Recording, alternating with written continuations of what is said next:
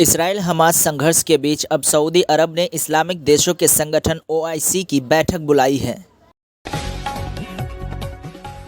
Israel defence force IDF ने कहा है कि वो गजा पर ज़मीनी, हवाई और समुद्र के रास्ते हमला करने की योजना में है, लेकिन उन्होंने अभी ये नहीं बताया है कि ज़मीनी हमला कब किया जाएगा। इसराइल ने उत्तरी गजा खाली कर रहे नागरिकों को 3 घंटे का समय दिया है। इसराइल ने कहा है कि इस रूट पर स्थानीय समय अनुसार सुबह 10 बजे से दोपहर 1 बजे तक यानी 3 घंटे तक कोई ऑपरेशन नहीं चलाया जाएगा। ये रास्ता बिल्कुल सुरक्षित होगा। लेकिन इसराइल अपने वादे पे कायम नहीं रहता। इससे पहले भी जब इसराइल ने गजा छोड़ने के लिए नागरिकों को कहा था और लोग गजा छोड़कर जा रहे थे तो उसने रास्ते पर भी अपना ऑपरेशन चलाया, जिसमें कई लोग मारे गए थे। मारे जाने वालों में अधिकतर बच्चे शामिल थे। यही वजह है कि अब फ़िलिस्तीन के गजावासी इसराइल की इन बातों पर यकीन नहीं कर रहे हैं। वहीं इस्राएली सेना का दावा है कि हमास लोगों को उत्तरी गजा खाली करने से रोक रहा है, लेकिन जिस तरह से इस्राएली सेना खुद गजा छोड़ रहे नागरिकों पर हमला करके उनकी हत्या कर रही है, इससे ये साफ जाहिर होता है कि इसराइल अब फ़िलिस्तीन के लोगों के नरसंहार पर उतर चुकी है। इसराइल की हरकतों को देखते हुए लग रहा है कि हिजबुल्लाह ग्रुप भी अब इस युद्ध में कूद चुका है। हिजबुल्लाह ने इसराइल पर एक मिसाइल दागी है, जिसमें एक इसराइली की मौत हो चुकी है और कई घायल हैं। लेबनान के चरमपंथी गुट हिजबुल्लाह ने कहा है कि दक्षिणी लेबनान से दागे गए एक एंटी टैंक मिसाइल ने इसराइल के इस्तुला गांव को निशाना बनाया गया है। रिपोर्ट के अनुसार हिजबुल्लाह के इस मिसाइली हमले में एक इसराइली की मौत और कई घायल हो चुके हैं। फ़िलिस्तीन के गाजा पट्टी में ज़मीनी हमला करना इसराइल के लिए कम मुसीबत का काम नहीं है। शायद यही वजह है कि पिछले 3 दिनों से अभी तक इसराइली सेना गाजा पट्टी के बॉर्डर पर टिकी हुई है और ज़मीनी हमला नहीं शुरू किया गया है।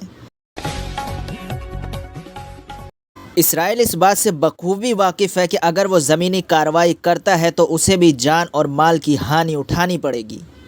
यही वजह है कि अभी तक इस्राएली सेना को ज़मीनी कार्रवाई करने का आदेश जारी नहीं किया गया है। उधर ईरान ने भी इसराइल को कड़ी चेतावनी देते हुए कहा है कि अगर युद्ध अपराध को नहीं रोका गया तो स्थिति नियंत्रण से बाहर हो जाएगी। ईरान ने कहा है कि अगर इसराइल युद्ध अपराध और नरसंहार को तुरंत नहीं रोकता है तो स्थिति नियंत्रण से बाहर हो सकती है और इसके दूरगामी नतीजे हो सकते हैं। एक तरह से ईरान ने इसराइल को खुले लफ्ज़ों में युद्ध की चेतावनी दे दी है। ऐसा लग रहा है कि अब तीसरा विश्व युद्ध शुरू हो सकता है। दूसरी ओर ईरान के विदेश मंत्री ने कतर में हमास के नेता से मुलाकात की है। ईरान ने अपने सहयोग को जारी रखने की बात भी कही है। इधर चीन के विदेश मंत्री वांग यी ने सऊदी अरब के विदेश मंत्री फैसल बिन फरहान से कहा है कि गजा पर इसराइल की कार्रवाई अब आत्मरक्षा के दायरे से दूर हो गई है और इस्राएली सरकार को गजा के लोगों को सामूहिक सजा देना बंद करना चाहिए। तो वहीं विश्व स्वास्थ्य संगठन ने भी चेतावनी दी है कि उत्तरी गजा के अस्पतालों को खाली कराने का इसराइल का आदेश मौत की सजा देने जैसा है। गजा पर इस्राएली सेनाओं द्वारा किए गए सैन्य कार्रवाई की वजह से अब इसराइल को चौतरफा आलोचनाओं का सामना करना पड़ रहा है। खुद इसराइल में भी लोगों का मानना है कि इस हालात में पहुंचाने के लिए प्रधानमंत्री नेतन्याहू जिम्मेदार है और उसे हत्यारा तक कहा जा रहा है। Protests against Netanyahu have been happening over the past year or so. Hundreds of thousands, tens of thousands every single Saturday. And I just want to show you the extent of the anger here. These people are alive, by the way. Everybody's fine. They are play acting, and it says "Bibi resign." And obviously that's meant to signify blood on the ground, an Israeli flag, roses.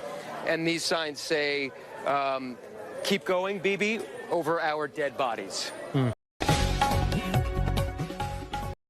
इस्राएली सैनिकों को McDonald ने मुफ्त में मील दिया था, जिसके बाद McDonald की कई देशों में आलोचना की गई। अब मैकडॉनल्ड्स ने कंपनी के नुकसान को देखते हुए गजा के लिए वित्तीय सहायता देने का ऐलान किया है। वर्ल्ड कप में इंडिया और पाकिस्तान के बीच खेले गए मुकाबले में भारत ने पाकिस्तान पर शानदार जीत दर्ज की है। इस मैच में जय श्री राम का नारा लगाया गया।